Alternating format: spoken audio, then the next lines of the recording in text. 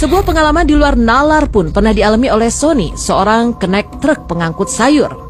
Sony adalah orang yang tidak mempercayai hal-hal yang gaib.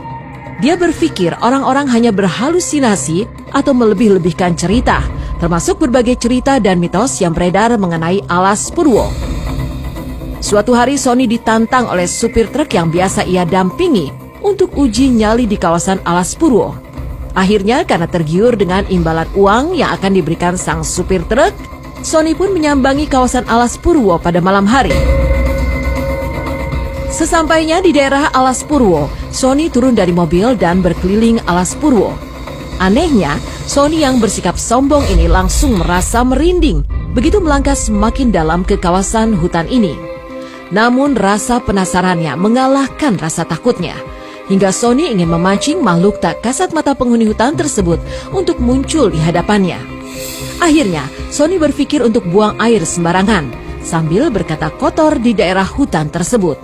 Sony berpikir kalau buang air sembarangan tanpa permisi, biasanya akan berujung kesialan. Saat Sony mulai membuka kancing celananya, Sony mendengar suara mengeram. Sony pun terkejut karena di hadapannya muncul seekor harimau putih yang lebih tinggi daripada dirinya dengan taring panjang dan tajam, menatap Sony penuh amarah. Di belakang sosok harimau tersebut muncul beberapa makhluk tak kasat mata lainnya yang siap menyergap Sony. Tubuh Sony gemetar sejadi-jadinya dan ia pun terkencing-kencing saking kaget dan takutnya melihat sosok-sosok tersebut.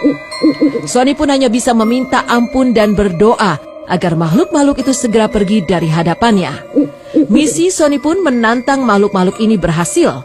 Namun Sony menjadi kapok dan tidak mau lagi menantang makhluk-makhluk tak kasat mata. Bahkan hadiah yang diberikan sang supir truk tidak jadi ia terima, karena ia takut uang itu akan membawa malapetaka baginya.